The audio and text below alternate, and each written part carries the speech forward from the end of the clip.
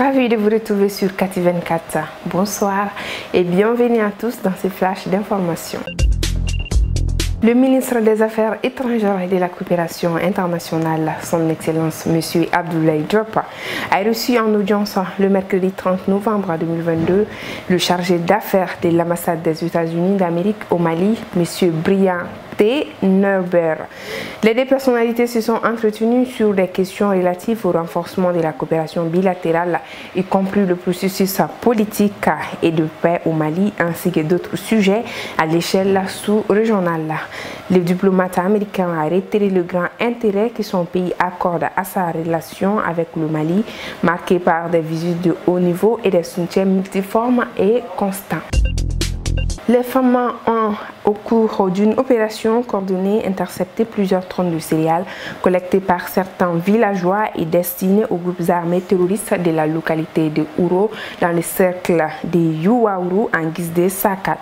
C'était le mardi 29 novembre 2022. Les céréales ont été acheminées le mercredi 30 novembre 2022 sur Sévaré par l'armée de l'air. La réception a été faite par le Comté-Théâtre Centre de l'opération Madico, par le colonel Mamadou Massoulé Samaké, aux populations qui ont collecté ces céréales en guise de saccades aux terroristes.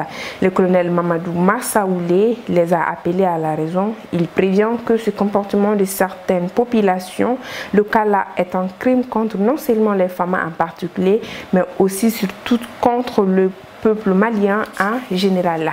Le colonel Massaoulé a ensuite noté que les femmes n'accepteront jamais que les populations soient des sources de financement du terrorisme. Les femmes n'ont d'autre combat que la protection des personnes et de leurs biens, a-t-il enfin déclaré.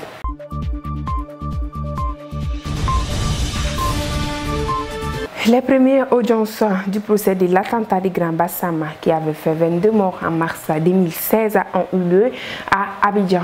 Sur les 18 accusés, seuls 4 présents dans le box: Sissé Antao Ag Mohamed, Kunta Sidi Mohamed, Sissé Mohamed et Hassan Bari, des Ivoiriens et 2 Maliens.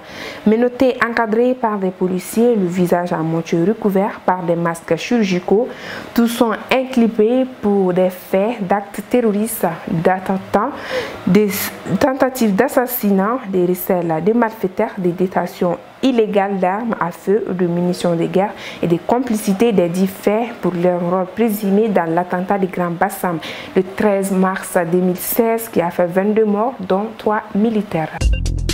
Le membre de l'opposition Massata Sab a levé la main sur la députée de la majorité Amy Ndiaye ce jeudi lors de l'examen du budget du ministre de la Justice, l'accusant d'avoir insulté un marabout. On pensait avoir tout vu lors de l'installation de l'Assemblée en septembre dernier, lorsque les élus de la République s'écharpaient encerclés par les gendarmes juste avant de lire le président de l'Assemblée nationale.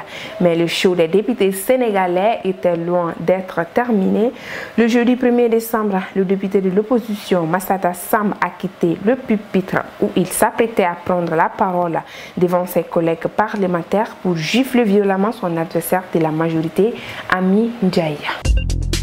Et voilà, c'est ainsi que s'achève cette édition. Merci à vous de l'avoir suivi. L'information continue sur nos pages Facebook, YouTube. Passez un très bon week-end. À lundi.